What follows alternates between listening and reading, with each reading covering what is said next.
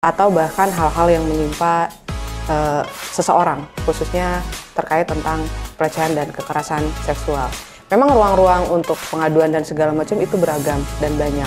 Tapi bahwa korban dari pelecehan seksual itu yang perlu diperhatikan adalah perkembangan secara psikisnya, traumatiknya, dan segala macamnya. Itu yang sangat kita perhatikan, sehingga kita juga untuk menampung aspirasi teman-teman mahasiswa. Tapi tidak hanya ke rekan-rekan mahasiswa, kita juga rencananya juga akan melakukan sowan ke fakultas-fakultas, ke dekan-dekan juga untuk mensosialisasikan terkait.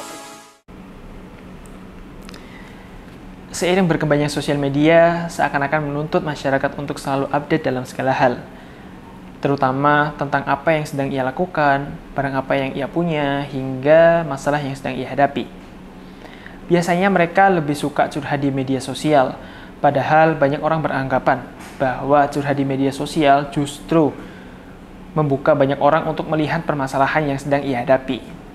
Saya pernah scroll Twitter dan menemukan sebuah thread di mana ada seorang mahasiswi yang mengalami pelecehan seksual oleh teman kampusnya. Banyak orang yang beranggapan ketika seseorang curhat di media sosial itu justru memperburuk keadaan. Masalah mulai melebar, banyak misinterpretasi, hingga tidak mendapatkan solusi. Berangkat dari cerita tadi, saya di sini sudah bersama dua narasumber yang datang langsung dari Satgas PPKS yang ada di Untidar. Selamat siang Bu, Mbak. Siang. Dengan Ibu siapa? Dengan Destri. Bu Destri. Manggilnya Ibu apa Mbak ini, Bu? Bebas. Bu aja bebas, ya, Bu ya. Boleh. Ibu dari fakultas atau dari Tendik? Prodi Hukum. Prodi Hukum, dosen ya Bu ya. Kalau Mbaknya sendiri? Ya, saya Erta dari FKIP. Mbak Eta ya dari FKIP. Erta, mahasiswa ya. Berarti ya Mbak ya? Oke, nah Bu Desi sama Mbak Eta nih barusan sudah dengar nih cerita yang saya sampaikan tentang pengalaman saya ketika saya scroll di Twitter, di mana saya menemukan seorang mahasiswa yang mendapatkan kasus pelecehan seksual, lalu dia menyampaikan isi hatinya di media sosial. Itu sebenarnya bagaimana sih Bu? Apakah itu cara yang tepat bagi dia untuk mengungkapkan atau mencari solusi, atau apa sih yang harusnya ia lakukan untuk mendapatkan solusinya gitu? Ini hal yang menarik ya, karena memang media sosial ini sangat dekat sekali dengan mahasiswa, khususnya generasi Z kalau misalnya saya sebutkan. Itu sudah sangat dekat sekali media sosial. Dan memang hal yang lumrah terjadi ketika teman-teman mahasiswa ini misalnya curhat gitu. Apapun curhat, misalnya tentang keseharian, atau bahkan hal-hal yang menimpa seseorang, khususnya terkait tentang pelecehan dan kekerasan seksual. Memang ruang-ruang untuk pengaduan dan segala macam itu beragam dan banyak. Tapi pertanyaannya menjadi menarik ketika apakah tepat ketika seseorang itu mencurahkan isi hatinya, permasalahan tentang terdapat tindakan yang sebetulnya tidak mengenakan, baik itu kekerasan seksual atau pelecehan seksual misalnya kepada seseorang, itu dicurahkan di media sosial. Karena begini, ketika misalnya dicurahkan ke media sosial, orang-orang juga akan mengetahui tentu siapa korbannya. Iya. Ketika dia sudah mencanangkan dia sebagai korban, orang-orang juga sudah melihat bahwa dia sebagai korban, pasti beragam pendapatnya. Mungkin ada yang prihatin, tapi tidak hanya prihatin, kita juga harus lihat konteks masyarakat kita ini beragam tanggapannya. Ada yang mungkin menyalahkan, ya kan? Menyalahkan, oh iya, pantas aja soalnya kelakuannya begini dan segala macam. Ada justifikasi di situ yang akhirnya nanti suatu saat akan berdampak langsung kepada korbannya secara psikis. Jadi dia sudah kena pelecehan seksual plus dia ditambah ada justifikasi dari masyarakat, dari media sosialnya, dari media sosial dan segala macamnya. Itu yang perlu hati-hati. Nah, di sini Satgas Untidar membuka ruang untuk teman-teman, tidak hanya mahasiswa tapi juga seluruh sivitas akademika di Universitas Tidar, memberikan ruang yang tepat untuk bisa dikatakan pengaduan, begitu ya, pengaduan terkait tentang adanya tindakan pelecehan seksual. Kenapa saya bisa pastikan bahwa Satgas ini dibentuk sebagai ruang aman untuk pengaduan? Karena yang kita tangani itu tidak hanya kasus saja, tapi kemampuan atau ability dari korbannya untuk dia terus berkembang dan terhindar dari hal-hal yang secara psikis itu mengganggu kesehariannya. Karena yang kita perhatikan bahwa korban dari pelecehan seksual itu yang perlu diperhatikan adalah perkembangan secara psikisnya, traumatiknya, dan segala macamnya. Itu yang sangat kita perhatikan. Sehingga ketika penanganan kasus kita memang harus berperspektif korban. Kita melihat bagaimana perkembangan dia sehari-hari, bagaimana secara psikologis ini mempengaruhi kesehariannya. Nanti kita bantu dampingi misalnya oleh psikolog gitu, karena kami juga tim Satgas perlu dan juga bekerja sama berjejaring dengan para psikolog gitu. Nah, ini hal yang juga menjadi perhatian ketika misalnya penanganannya tepat, korbannya juga secara kasusnya mungkin terselesaikan, lalu secara internal personalnya dia juga bisa melakukan kegiatan sehari-hari seperti layaknya biasanya, karena pemulihan itu yang lebih penting. Berarti lebih tertutup gitu ya Bu kalau di Satgas itu ya Bu ya? Dalam konteks tertutup karena kita melihat korban ini harus kita kawal gitu. Lindungi. Gitu. Karena dikhawatirkan ada justifikasi dan segala macamnya tadi berikutlah. Berarti kalau di ranah universitas itu, apalagi Universitas Siddhartha sekarang udah ada yang namanya Satgas ya Bu? Betul. Berarti Satuan Tugas PPKS. Ya. PPKS itu singkatan dari? Pencegahan dan penanganan kekerasan seksual. Oh, pencegahan dan penanganan kekerasan seksual. Oh, gitu ya. Berarti kalau misalkan bentuknya Satgas nih Bu, berarti kan ini ada anggotanya ya Bu. Nah, itu apakah itu dari dosen, dari tendik, atau juga menyeluruh masyarakat itu atau gimana Bu? Untuk anggotanya sendiri. Sifatnya menyeluruh ya Mas. Ada dari mahasiswa, dari tendik, dan juga dari dosen. Nah, untuk mahasiswa sendiri ada 5 orang, terus untuk tendik ada 1, dan dosen itu ada 3. Berarti itu ada rekrutmennya ya Bu? Iya, betul.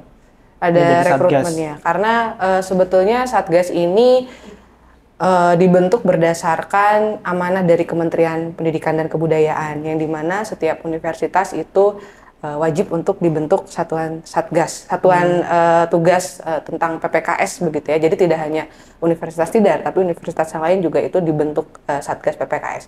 Dan sudah ada aturannya langsung dari kementeriannya, ada Permendikbud dan pedomannya segala macam turunannya sudah ada. Nah, di situ dikatakan bahwa ketika pembentukan Satgas ada dibentuk panitia seleksi, yang itu memang universitas yang juga membentuk. Nah, panitia seleksi ini yang merekrut anggota Satgas yang sekarang di Untidar sudah terbentuk berjumlah tadi ada 9 orang, dan itu ada representasi setiap sivitas akademika. Ada mahasiswa, ada dosen, lalu juga ada tendik. Dan yang menarik di sini aturannya adalah untuk mahasiswa itu minimal 50% jumlahnya. Oh, 50%. Jadi memang kalau kita lihat jumlah mahasiswa itu lebih banyak karena ada segala macam perspektif yang misalnya mahasiswa ada kerentanan gitu ya dalam konteks pelecehan seksual, walaupun dosen juga ada, tendik juga ada. Tapi mungkin di sini mahasiswa dilihat bahwa mempunyai kerentanan juga yang mungkin lebih dalam konteks pelecehan seksual di universitas. Begitu. Iya, berarti termasuknya masih baru ya Bu ya? Iya, betul. Satgas PPKS Untidar sendiri baru terbentuk di bulan September 2022. Iya, 2022, masih bayi lah. Masih bayi. Masih bayi, tapi kita mencoba berlari untuk mencoba bersama gitu ya, kita saling melindungi lah. Menangani ya Bu. Berarti kalau masih baru nih Bu, mungkin banyak, kalau baru berarti masih banyak mahasiswa yang belum tahu ya, apalagi mungkin tendik-tendik dosen juga ada yang belum tahu gitu ya Bu. Nah, mungkin cara Satgas PPKS Untidar sendiri untuk memasifkan informasi terkait campaign atau memberi informasi, oh ada PPKS loh, Satgas PPKS di Untidar itu gimana sih Bu? Oke. Ya, yang udah kita lakuin itu bulan Desember kemarin, awal Desember itu pernah melakukan seminar. Itu tentang KBGO atau kekerasan berbasis gender online. Oh iya. Yaitu narasumbernya ada dari Aliansi Laki-Laki Baru dan juga dari Komnas Perempuan dan Anak. Lalu setelahnya kami juga melakukan sowan kepada rekan-rekan dari Ormawa, itu dari masing-masing fakultas. Kami udah sowan ke 3 fakultas yang ada di Untidar ini. Ada dari FISIP, FE, dan juga FKIP. Selain itu, yang pertama kami juga sowan kepada BEM dan DPM untuk mensosialisasikan. Nah, untuk Faperda dan FT itu rencananya akan dilakukan di pekan depan. Ya. Berarti melobi fakultas sama Ormawa gitu ya? Iya, sama. Bahasanya mungkin bukan melobi ya, kita Melobi, melakukan sosialisasi. sosialisasi, jadi ada tanya jawab, kita juga menerima masukan, karena kami paham bahwa kami juga adalah badan baru yang dimana se-Indonesia Satgas ini baru terbentuk semua, kita sedang mencari bentuk yang ideal begitu. Dan sosialisasi atau SOAN ini yang tadi disampaikan oleh Mbak Erta adalah kita juga untuk menampung aspirasi teman-teman mahasiswa. Tapi tidak hanya ke rekan-rekan mahasiswa, kita juga rencananya juga akan melakukan SOAN ke fakultas-fakultas, ke dekan-dekan juga untuk mensosialisasikan terkait tentang Satgas begitu. Untuk memasifkan gitu ya Bu ya? Betul. Sebenarnya biar isu tentang PPKS ini menjadi isu penting di kampus. Gitu. Berarti kalau Satgas sudah terbentuk, terus banyak mahasiswa yang udah tahu setelah adanya campaign-campaign gitu. Nah, lalu step selanjutnya cara kita misalkan Bu ada sebuah kasus yang tentang pelecehan seksual atau kasus lainnya. Nah, gimana sih cara melapornya gitu Bu? Untuk alur pelaporan bisa dilakukan dengan mengunjungi Instagram kami. Oh, ada Instagramnya? Iya, Satgas PPKS Untidar. Dan di situ sudah tertera link untuk pelaporan. Itu ada suatu link tree itu yang memuat ada G-form dan juga helpdesk lain seperti WA juga.